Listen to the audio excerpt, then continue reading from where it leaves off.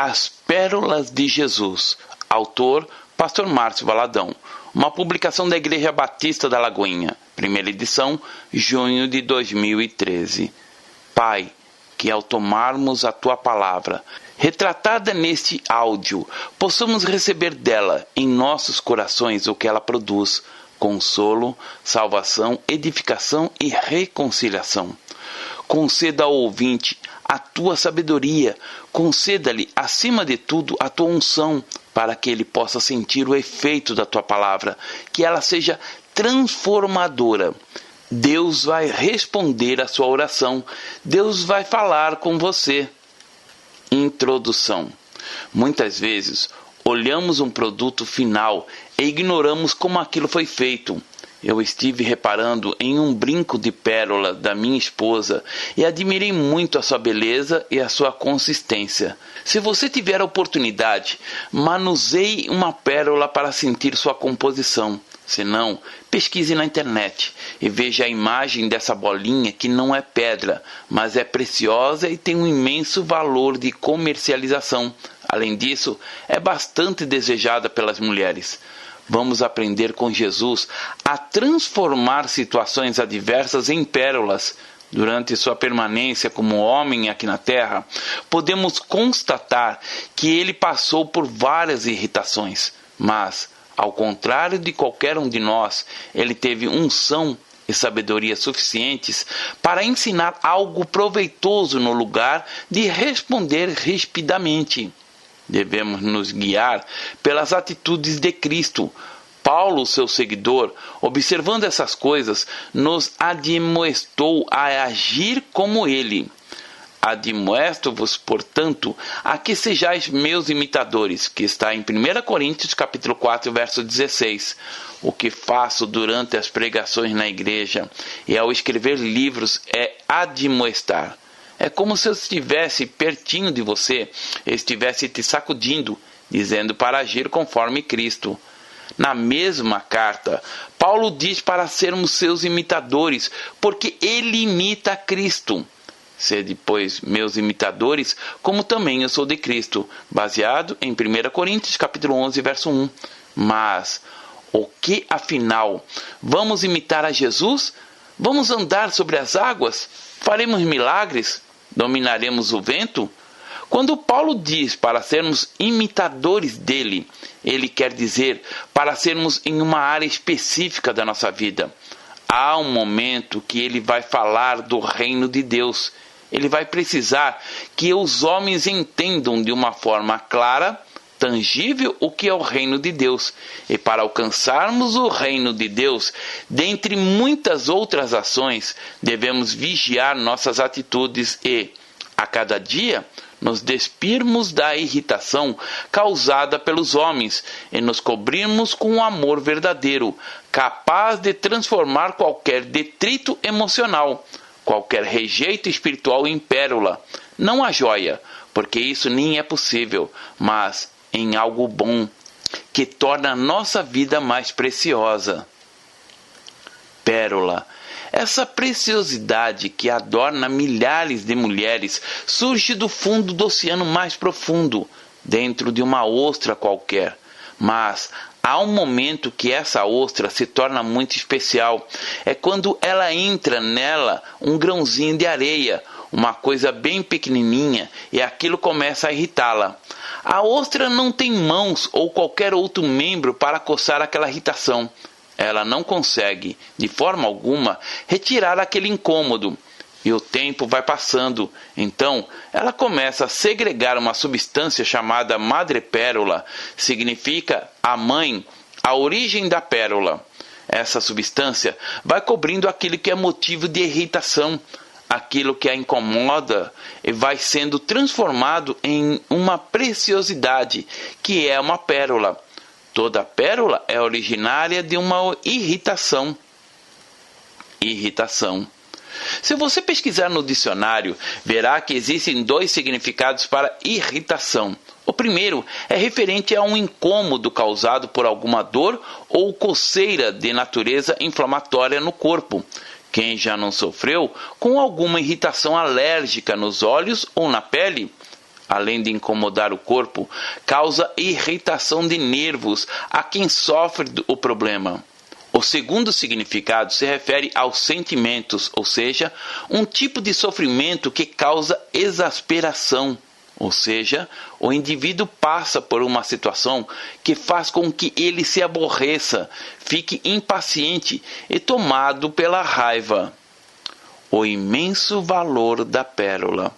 Outro sim, o reino dos céus é semelhante ao homem, negociante, que busca boas pérolas e, encontrando uma pérola de grande valor, vendeu tudo quanto tinha e comprou-a.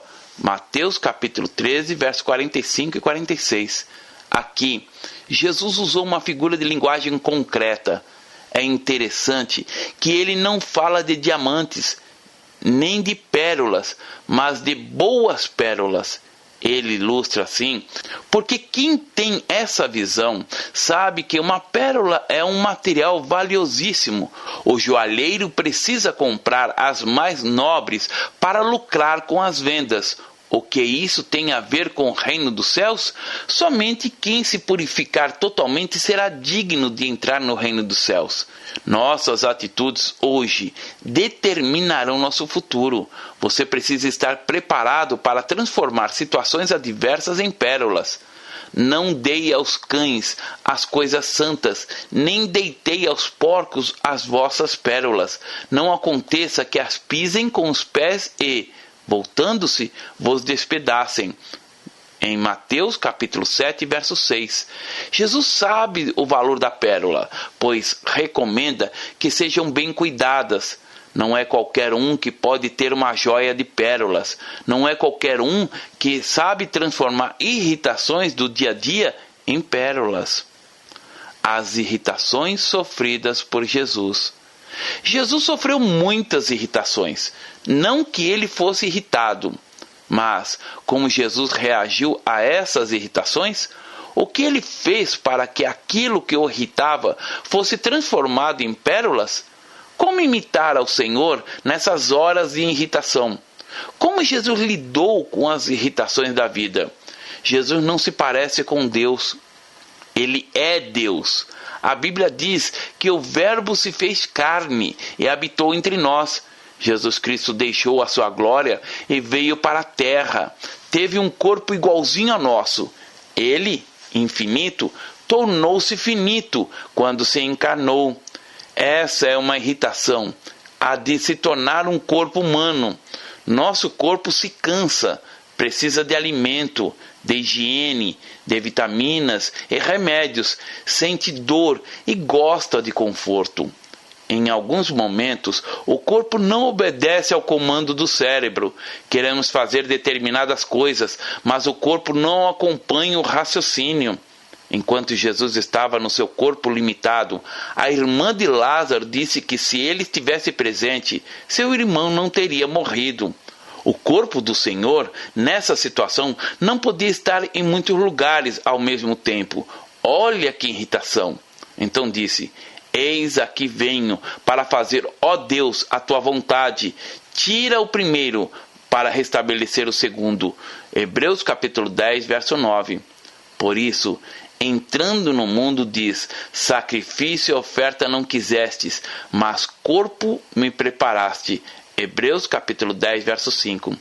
Não pense que o corpo de Jesus era diferente do seu. Tinha todos os órgãos e membros, com as mesmas funções que o seu corpo possui. Quando você começa a entender isso, você consegue compreender melhor que, mesmo sendo todo-poderoso, Jesus sentiu na pele o que sentimos todos os dias. A diferença é que ele se submeteu a Deus e fez a vontade do Pai. Portanto, não te envergonhes do testemunho de nosso Senhor, nem por mim, que sou prisioneiro seu. Antes, participa das aflições do Evangelho segundo o poder de Deus, que está em 2 Timóteo, capítulo 1, verso 8.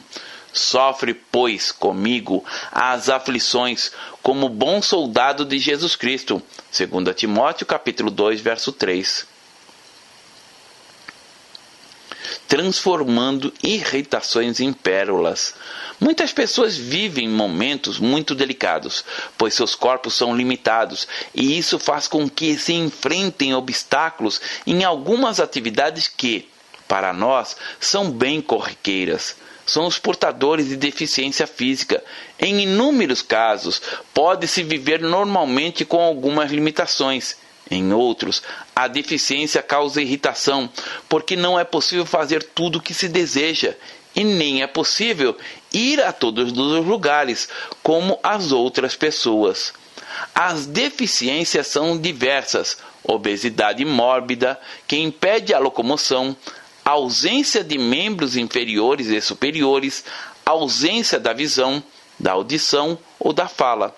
Mas o interessante é que, em busca de superação e de uma qualidade de vida melhor, muitos conseguem vencer esse desafio e acabar com esse tipo de irritação.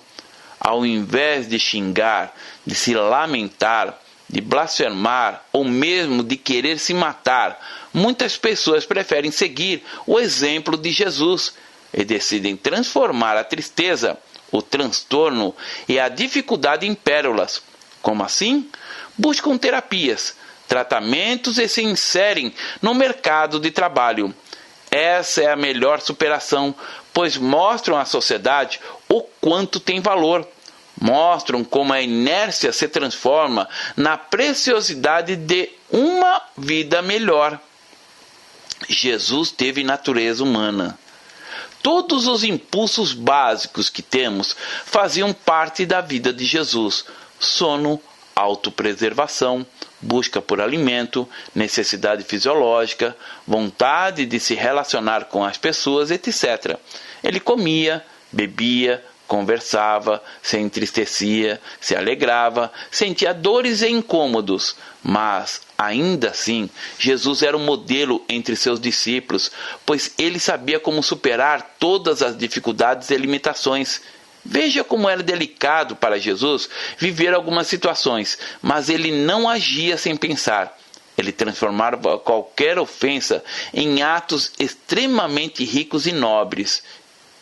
E, chegando Jesus às portas de Cesareia de Filipe, interrogou os seus discípulos dizendo: quem dizem os homens ser o Filho do Homem? E eles disseram: uns João Batista, outro Elias, e outros Jeremias, ou um dos profetas. Mateus capítulo 16, verso 13 e 14. Cada um dizia uma coisa. Eram muitos mal entendidos. Não é chato quando uma pessoa começa a falar que você é o que você não é? Isso traz irritação. Jesus nunca disse que era Elias ou João Batista, mas as pessoas começaram a identificá-lo como se ele fosse. Não é irritante ser chamado por outro nome? Na verdade vos digo que não é o servo maior do que o seu senhor, nem o enviado maior do que aquele que o enviou. João capítulo 13, verso 16. Percebeu a sutileza de Jesus?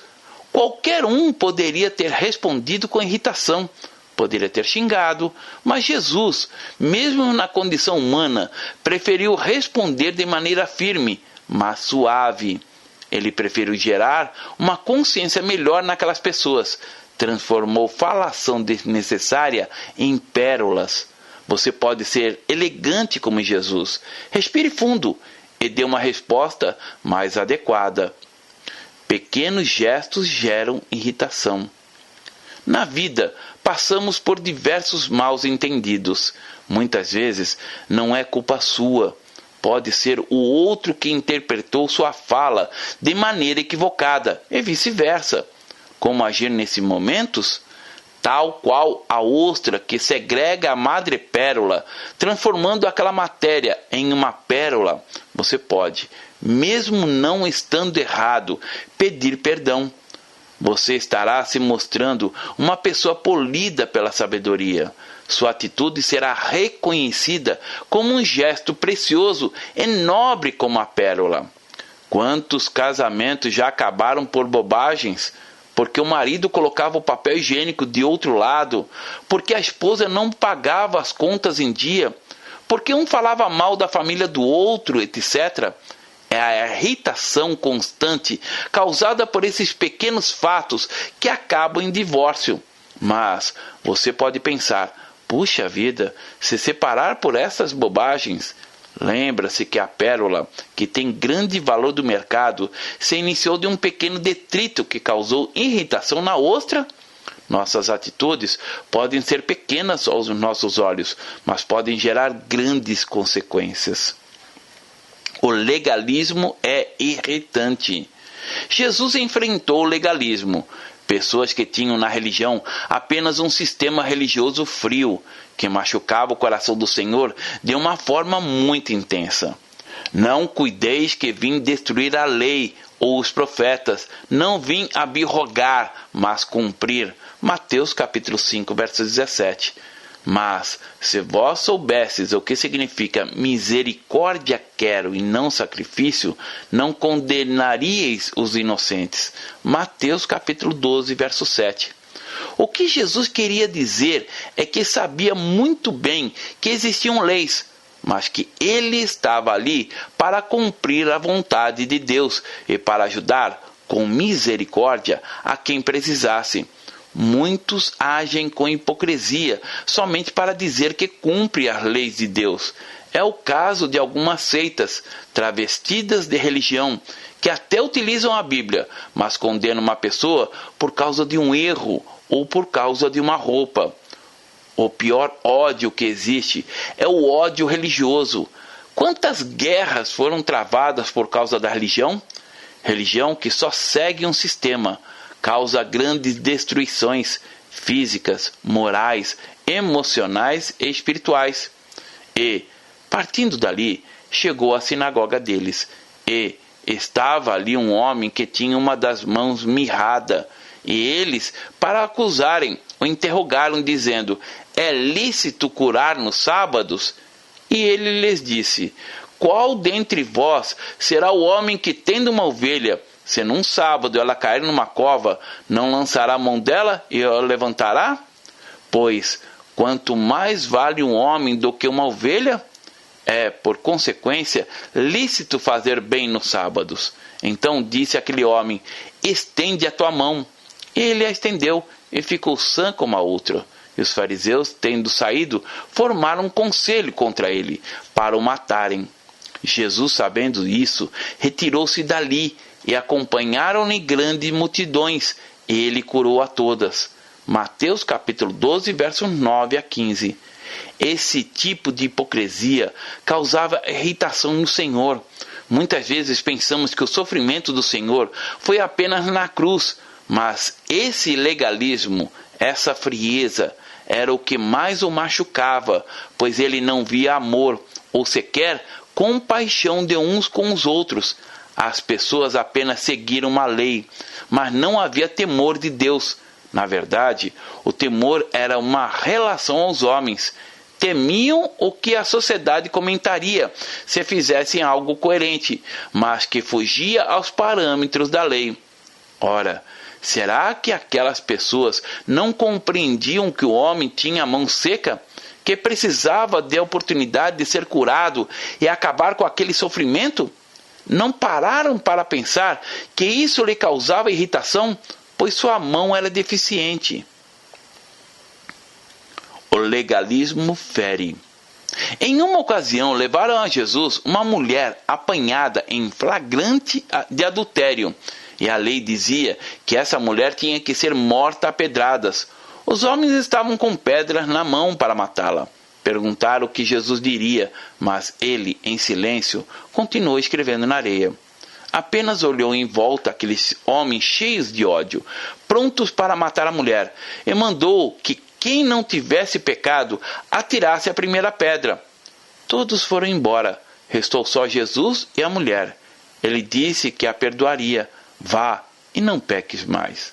Para Jesus autorizar aquela mulher a ir embora, ele tomou as suas dores. Com essa atitude, Jesus disse: eu vou tomar o seu lugar. As pedras que te matariam cairão sobre mim. Por isso, A Bíblia diz que ele não conheceu o pecado, mas se fez pecado para que fôssemos feitos justiça de Deus. No legalismo, pessoas discutem religião e doutrina. Dizem que 3 coisas não se devem discutir: religião, futebol e política. Não adianta. Não é questão de discutir, mas de mostrar o caminho, porque são coisas diferentes. Reputação. O pastor Ronaldo Lidor diz que reputação é o que os homens dizem a nosso respeito, e caráter é o que os anjos dizem ao nosso respeito. Muitas vezes queremos defender nossa reputação.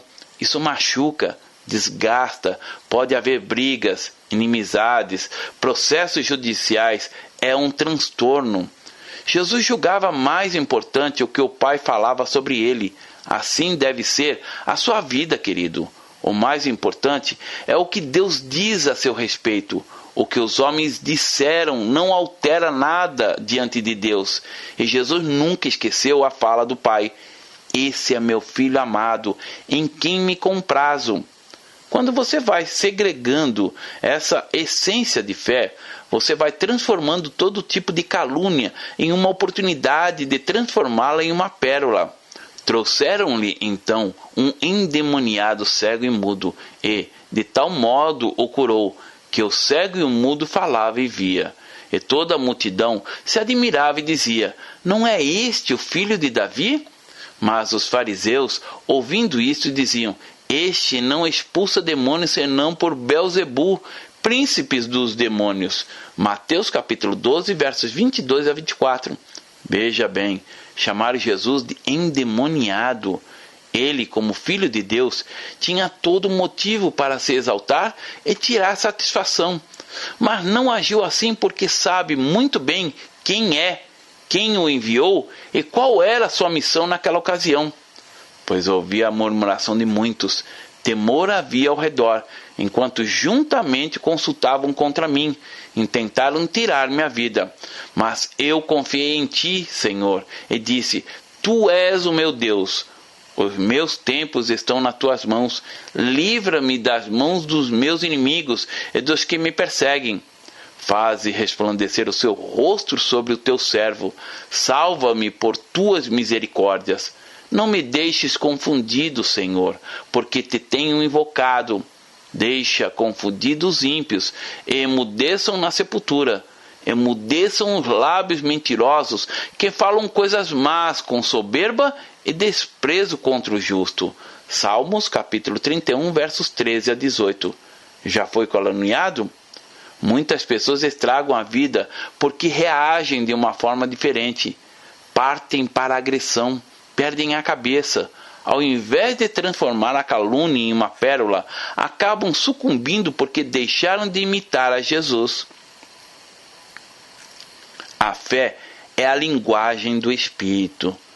Cada irritação que chegava para Jesus, ele transformava. Fé é a linguagem universal no mundo espiritual. Eu vibro com irmãos que relataram já ter visto um anjo. Confesso que gostaria muito de ver um. Sei que ao meu lado tem um anjo, porque a Bíblia diz que o anjo do Senhor acampa ao redor daqueles que o temem e os livra. Muitos irmãos já foram anjos na minha vida, no sentido de me guiar, de me apoiar. A fé é a linguagem do Espírito. Quando buscamos a Deus em oração ou na igreja, cremos que Jesus está presente, temos convicção plena na sua presença. E, ouvindo isto, Jesus maravilhou-se dele, e voltando-se, disse à multidão que o seguia: digo-vos que nem ainda em Israel tenho achado tanta fé. Lucas capítulo 7, verso 9. Essa passagem se refere a um homem que tinha um servo muito enfermo. Jesus disse que iria até a casa dele curar o doente, mas quando o centurião disse que apenas uma palavra bastaria, Jesus ficou imensamente feliz. Quando depositamos nossas expectativas em Jesus, ele se agrada. Para Jesus, não há nada mais irritante do que a incredulidade. Quando ele vê que pedimos algo, mas não temos fé em sua realização, ele simplesmente não age. E estamos admirados da incredulidade deles, e percorreu as aldeias vizinhas ensinando. Marcos capítulo 6, verso 6. E não fez ali muitas maravilhas, por causa da incredulidade deles. Mateus capítulo 13, verso 58. Obedecer é irritante. Ainda que era filho, aprendeu a obediência por aquilo que padeceu. Hebreus capítulo 5, verso 8. Se existe algo complicado, é a obediência. Submissão e obediência são irritantes, porque muitas vezes não queremos cumprir o que não nos é proposto. E somos forçados a obedecer desde que nascemos, porque estamos à mercê de outra pessoa. A mãe sabe os horários da criança e faz com que ela os obedeça. Tem o horário de acordar, de brincar, de cumprir obrigações, de ir para a escola, de ir à igreja, enfim. Quando nos tornamos adultos, não é diferente. Muito pelo contrário, as responsabilidades aumentam e temos que cumprir horários. Precisamos nos submeter às leis, às normas da empresa em que trabalhamos. É na fase adulta que nos conscientizamos das responsabilidades e que precisamos nos submeter à vontade de Deus. Aprendemos também que obedecer é melhor do que sacrificar, e muitas vezes nos irritamos por não poder fazer o que gostaríamos, ou por não poder satisfazer o desejo da nossa carne. Que irritação! Traição é irritante. Há uma irritação que causa um sofrimento profundo demais, a traição. E esse sofrimento só se torna intenso quando as únicas pessoas que podem nos trair são os amigos, pessoas que amamos e confiamos. Quem mora em outro país nunca te trairá. O colega que não é muito próximo, que você somente cumprimenta, jamais te trairá. Jesus experimentou a traição intensamente. Respondeu-lhe Jesus: não vos escolhi a vós os 12? E um de vós é um diabo. João capítulo 6, verso 70. E, estando ele ainda a falar, surgiu uma multidão, e um dos 12, que se chamava Judas, ia diante dela, e chegou-se a Jesus para o beijar. E Jesus lhe disse: Judas, com um beijo traz o Filho do Homem? Lucas capítulo 22, verso 47 e 48.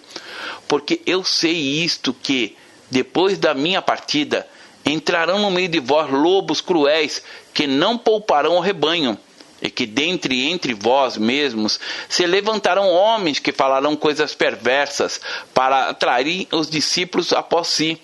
Atos capítulo 20, verso 29 e 30. Quando Jesus estava no Getsêmani, viu o traidor, o chamou de amigo e perguntou por que ele estava ali. Quando disse isso, cobriu o motivo de irritação.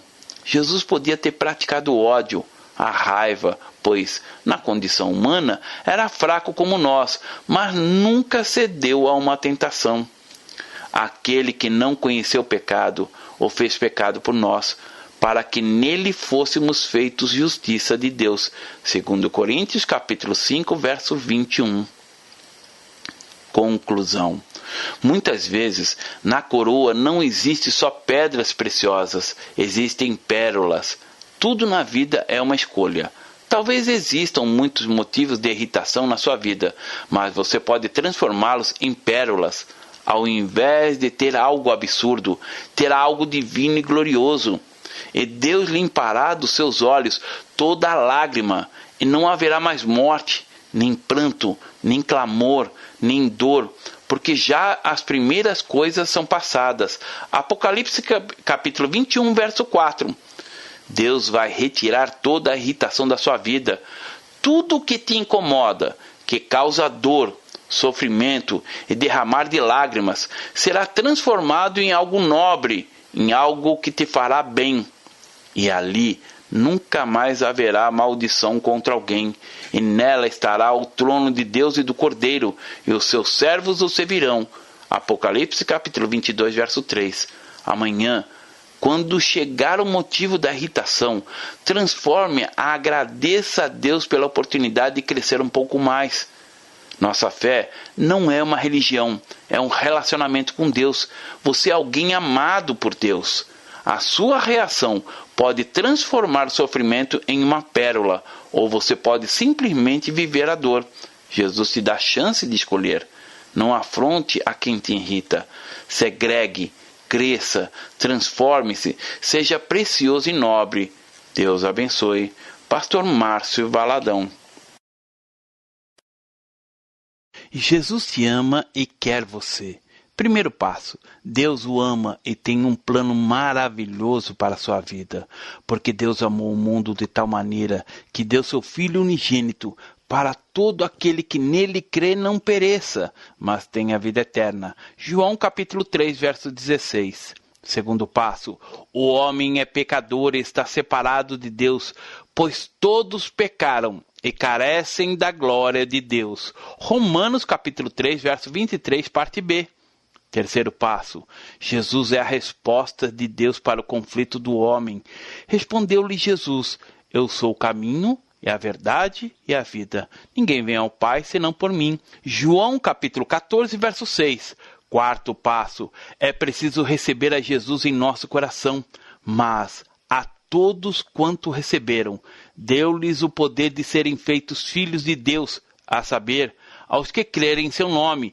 João capítulo 1, verso 12, parte A. Se com tua boca confessares Jesus como Senhor e, em teu coração, credes que Deus o ressuscitou dentre os mortos, será salvo.